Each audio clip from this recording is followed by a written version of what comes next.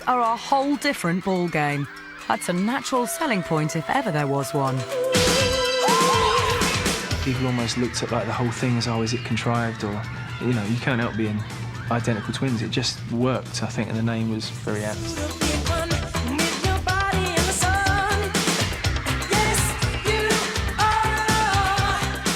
You can see why, if you're a manager, you're going to say, wow, there's great. Two good-looking brothers, the girls will love them, we can dress them up. They had an alien quality about them.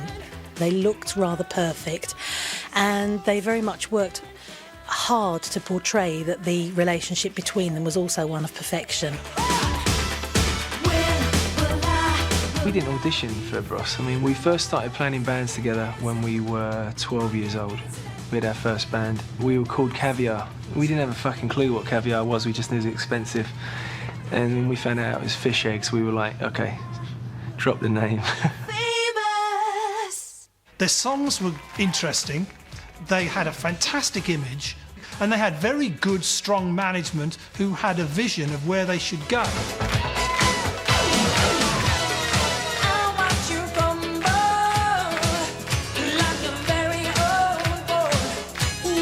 They were told what to wear, they were helped in how to find the right clothing. They looked manufactured.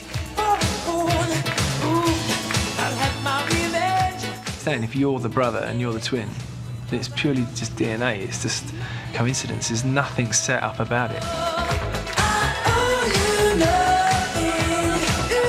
Tell that to a no-nonsense John Stapleton. But in fairness, you are quite carefully marketed, aren't you? I mean, to be honest about it, I mean, it's skillful, and I'm sure many people admire it, but I mean, it's also, well, some would argue, a little bit callous. You tell him, Johnny.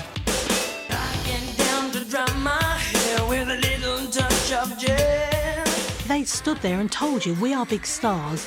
There is absolutely no other way that you can conceive of this band. You know, we're massively famous.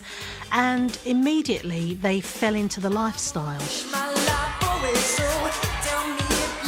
I think it was only after their first single, a few days later, they turned up in these beautiful 911s, Porsches, brand new.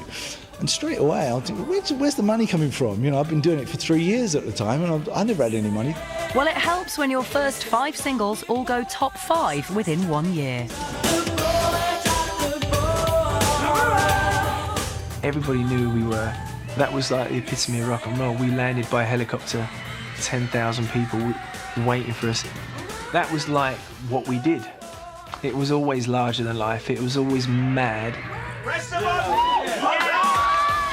I did a radio programme with them, and I really liked them. They were great, you know. I mean, we couldn't have come from more opposite sides of the musical spectrum. They couldn't believe that all this had arrived, and they were saying that they couldn't sleep at night because there were so many girls outside their flat 24 hours a day. The enthusiasm of the crowds outside has been enormous today. How are you going to get through life being screamed at like this? It's terrible. It's really hard. There were so many girls, the boys didn't know what to do with them until they hit upon a plan. They had a dream to fill Wembley Stadium. And that, I think, was the ultimate symbol of their tenacity as brothers. They dug their heels in, it was what they wanted to do. I remember me and Luke were sitting at the back of Wembley Stadium looking at the stage and thinking how small it looks, and that was a monstrous stage, you know. Luke was the drummer, so not only was he officially the backbone of the band, but there's this real ease on stage when you got your brother literally watching your back. When I'm at the front of the stage, you literally see the whites of their eyes. Sometimes you feel, you know, their sweaty hands, and it's just so much more tactile. And I think that being a drummer, his experience of the whole thing for him, after a while, was just like, no, I need more than this, you know.